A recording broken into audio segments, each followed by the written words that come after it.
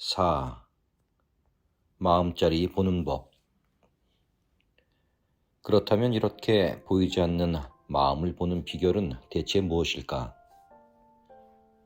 불교의 선종에서는 이것을 견성이라 하여 커다란 깨어남으로 간주한다. 하지만 사실 이것은 요령만 잘 알면 그다지 어려운 일이 아니다. 이건 역시 얼마든지 이 삶 속에서 잘 놀면서 깨달을 수 있다. 아니, 오히려 심각하게 열심히 수행하면 할수록 이것은 제대로 보기가 힘든 면이 있다. 왜냐하면 심각하게 수행한다는 그것은 곧 마음이 아니라 마음이 만들어낸 내용물에 빠진 것이기 때문이다. 마음을 찾아본다는 것은 곧 이 삶을 지어내는 만화가 혹은 감독을 찾는 것이지 만들어진 만화나 연극 내용을 보는 게 아님을 명심하자. 모든 운동을 잘하기 위한 공통적인 대원칙 한 가지는 힘을 빼라는 것이다. 이 삶에서도 마찬가지다. 삶을 잘 살려면 일상적인 마음으로부터 그 힘을 빼야 한다. 일상적인 마음이 일상을 대하면서 하는 작업의 대부분은 분별하고 해석하여 좋은 것은 붙잡고 집착하지만 무가치하거나 싫은 것은 망각하거나 보내버리는 것이다. 그러나 우리는 이 작업의 균형을 잃어버릴 정도로 너무 많은 힘을 집중하며 힘들게 살고 있다. 그래서 우리의 삶이 이렇게 힘들어진 것이다.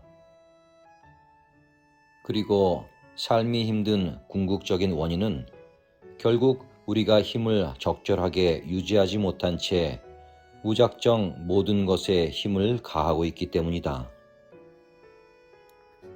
삶에서 불필요한 것들로부터 힘을 빼는 것, 사실 그것의 다른 이름이 무심함이다. 필자가 자꾸 인생을 연극놀이라고 보라고 말하는 이유가 마음으로부터 그가 인식하는 것에 이름을 붙이고 달라붙는 그 강한 집착력으로부터 힘을 빼기 위함이다. 예컨대 당신이 상대의 잘못을 눈앞에서 지적하기보단 그것을 우회적으로 상처 없이 깨닫게 해준다든가 혹은 말없이 더 나은 해결책을 제시하면서 먼저 모범을 보인다면 상대가 당신을 과거와는 달리 대하기 시작할 것이다. 이것이 바로 당신의 삶이란 연극을 당신이 능동적으로 연출할 수 있다는 것이 아니고 무엇인가. 누군가의 관계가 힘들수록 그대의 삶에 힘은 자꾸 더 가해지기 마련이다. 하지만 가능한 많은 주변인들과 관계가 좋아진다면 그대의 삶에서 힘들 일은 점점 더 없어지기 마련이다. 그리고 삶이 마음 먹고 쓰기에 따라 얼마나 가변적이며 변하기 쉬운 것인가에 대해 마음의 눈을 뜰 것이다. 이것을 터득하여야 비로소 마음 공부를 제대로 할 내적인 힘을 갖추게 된다. 마음자리를 보는 법이란 다음과 같이 두 가지가 있다. 첫째로 일체가 곧 마음이라는 것을 보는 귀납적 방법과 두 번째로는 마음이 모든 것을 만든다는 연역적인 방법이다. 먼저 귀납적인 방법을 통해 마음자리를 살펴보기로 하자. 그 방법은 우리 삶 속에서 마음이 항상 분별해되는 주체, 객체, 행위가 과연 따로따로 분리되어 명백하게 실체하는 것인가를 한번 정밀하게 분석 고찰해 보기로 한다. 눈앞에 보는 대상으로 화분이나 볼펜 같은 작은 사물을 하나 준비한다. 그리고 이제 눈을 들어 그것을 찬찬히 보라. 지금 보는 자와 보는 행위를 느끼는가? 좋다. 그렇다면 이제 보는 자와 보는 행위를 한번 나누어서 서로 분리해보라. 그들이 따로 잘 나뉘어지는가? 명백하게 이것은 보는 자이고 저것은 보는 행위로 나뉘어지는가? 해보면 아시겠지만 전혀 그렇지 않다. 그들은 명백하게 둘로 나뉘어지지 않는다. 보는 자와 보는 행위는 절대 둘로 나눌 수가 없다. 보는 행위가 없다면 보는 자도 없다. 이것이 그들이 사실은 하나이며 단지 우리가 머릿속에서 생각으로만 둘로 나누고 분별한 것이라는 진실을 말해준다. 이제 한 발 더 나아가서 보는 행위와 보이는 대상을 분리해보라.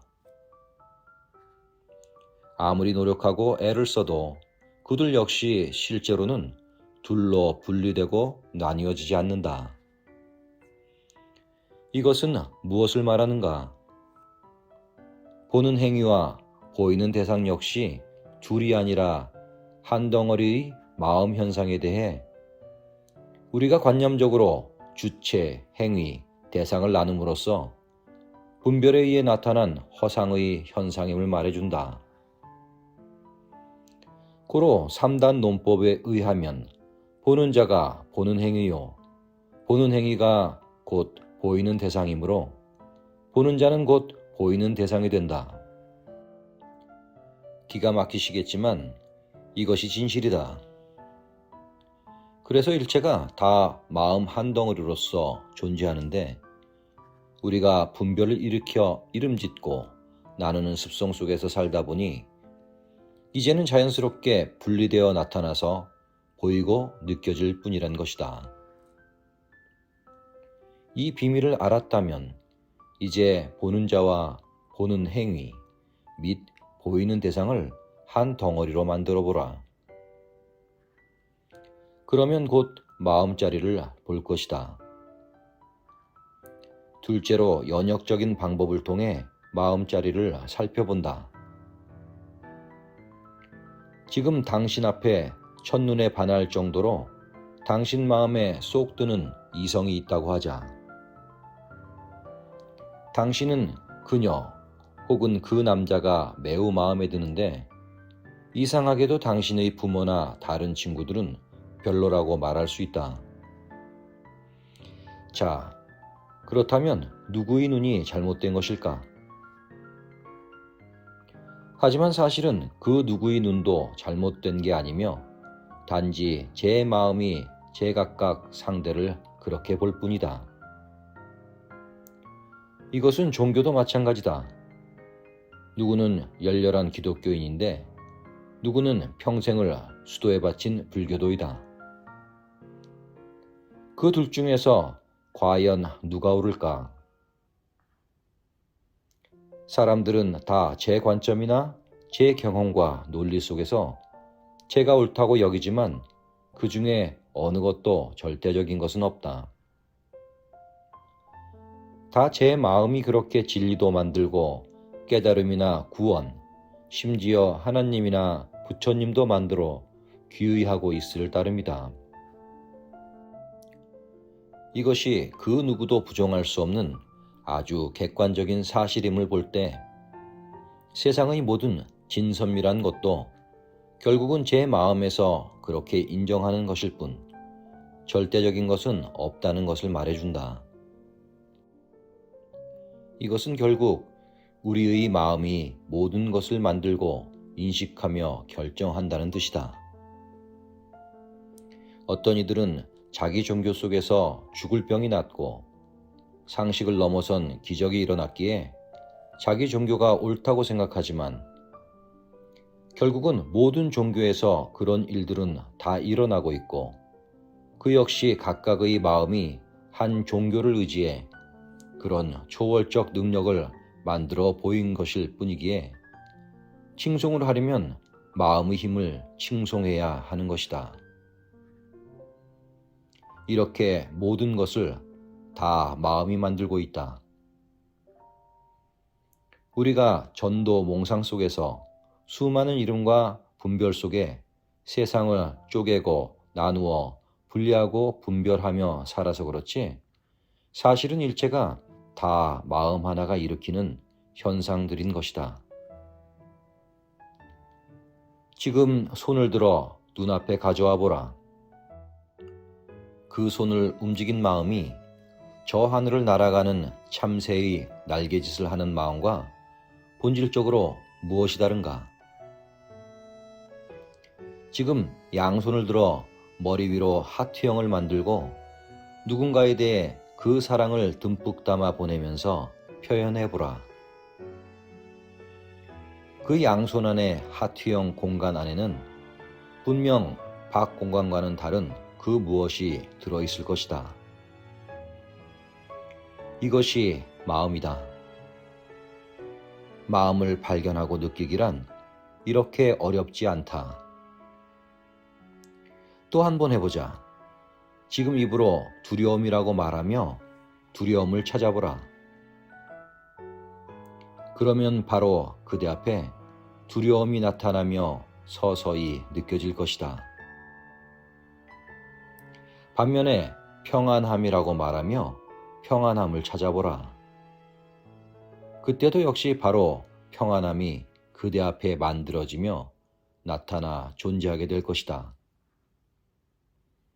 이것이 바로 눈에 보이지 않는 마음을 스스로 보는 방법이다. 우리의 마음은 이렇게 제가 말하고 생각하는 것을 창조하여 자기에게 선물해 준다.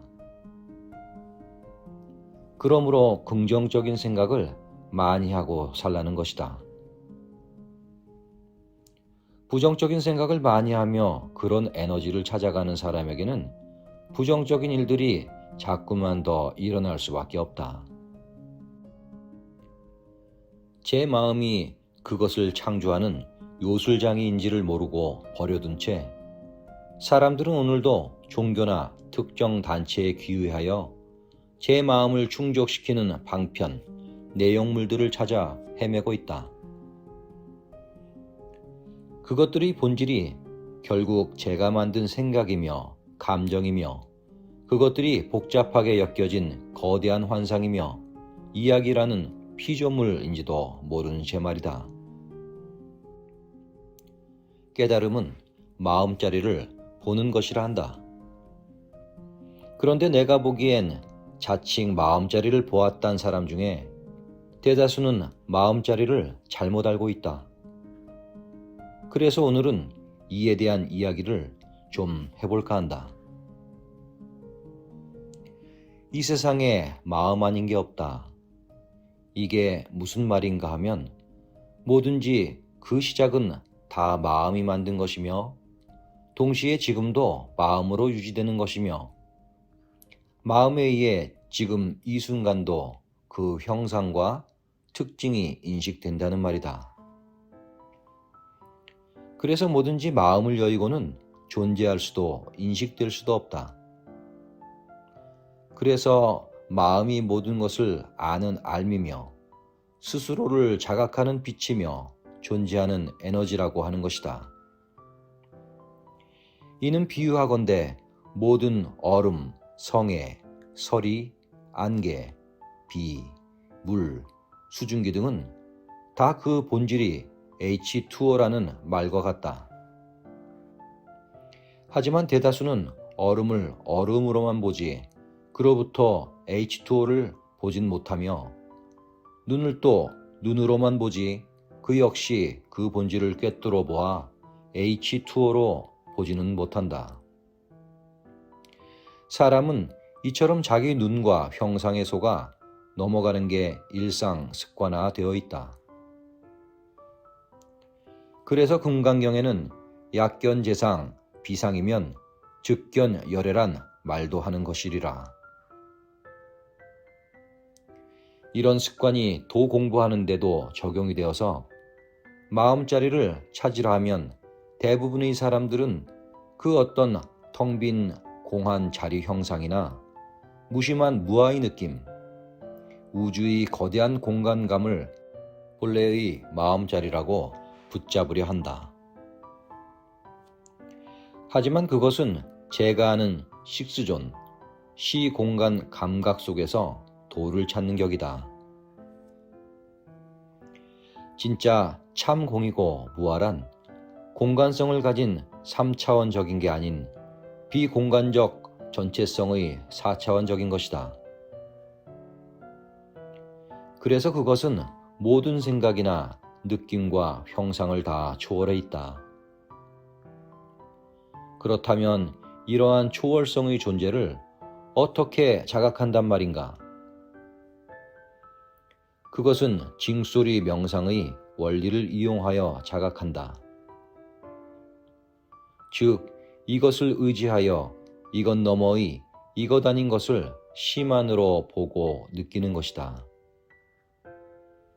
이것은 식스존 속의 표층적 느낌이나 감각하고는 다른 심층적 4차원의 입체적 고차원적인 것이다. 그래서 과거의 것과는 또 다른 차원의 느낌이나 감각이랄 수도 있고 아니랄 수도 있다. 요는 말 표현이 중요한 게 아니니 말에 의지하여 따라다닌다면 그것은 다 식스존 속 생각 영역에 해당하는 뻔한 작업이기 때문이다. 그것은 미지의 새 것을 과거의 경험으로 덧칠하고 규정하려는 어리석은 작업이다. 마음자리에서는 7가지 차원이 있다.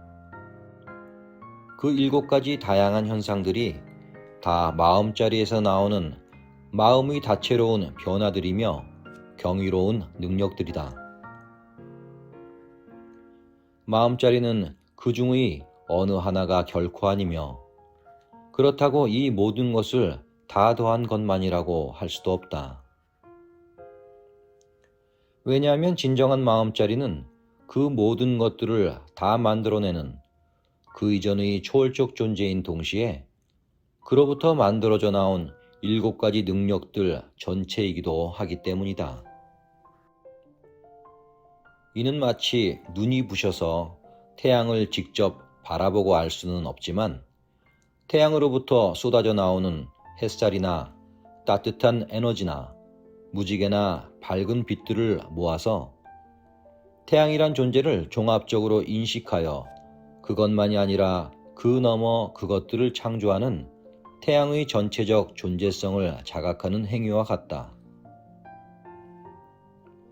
그래서 마음자리를 본다 함은 말이 본다이지 실은 마음이 만드는 7가지 능력을 보는 것과 동시에 그 너머에서 그것들을 다 만들어내는 놀라운 미지의 정의할 수 없는 존재이자 그가 발산하는 살아있는 전체성의 힘을 그대로 수용하고 그것을 최대한 그것 그대로 느끼고 전체적으로 체험하는 것밖엔 다른 방법이 없다. 그래서 마음자리를 본다는 말의 가장 정확한 실천 방법은 곧 보는 자가 사라지고 스스로가 전체성의 무한한 마음자리 그 자체가 될 때 최고도에 달하게 되는 것이다. 이런 까닭으로 나는 마음자리를 알려고 들면 들수록 더 마음자리는 잘 알 수가 없고 오히려 제가 사라진 채 그 자리에 마음자리 그 자체가 나타날 수 있도록 제가 마음 그 자체가 되어야 한다고 말하는 것이다. 그러므로 마음자리를 본다 함은 마음의 비국소성, 즉 전체성에 눈뜨는 것이며 이는 결국 살아있는 무한 가능성의 마음자리가 된다는 말이다. 그러므로 어떤 특별한 것을 마음자리로 여기거나 보고 있다면 이미 진짜 참 전체성의 초월성의 마음자리를 제대로 본 게 아니며 마음이 만든 그 어떤 일부분적인 피조물, 내용물을 따라가 버린 꼴이라는 말을 하는 것이다. 세상엔 마음자리를 우주라든지 돈망이라든지 주지자나 공이라든지 무아라든지 존재하는 감각이나 느낌 혹은 개념으로 정확하게 다 설명했다고 주장하는 이론들이 무수히 많다. 그리고 그런 생각이나 감각을 붙잡고는 제가 그것을 유지하는 것이 곧 도를 완성하는 것이라는 착각 속에 빠진 사람들이 넘쳐난다.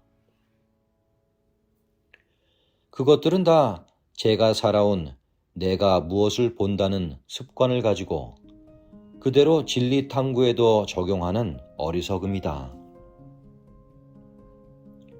마음자리란 아는 대상이 아니라 무한한 전체성을 가진 근본 성질 그 자체에 개합하여 본질이자 근원인 하나로 되는 것이니 나는 혹시 여러분들 중에도 이를 오해하는 분이 계실까 염려스럽기에 이런 노파심에 찬 글을 쓰는 것이다.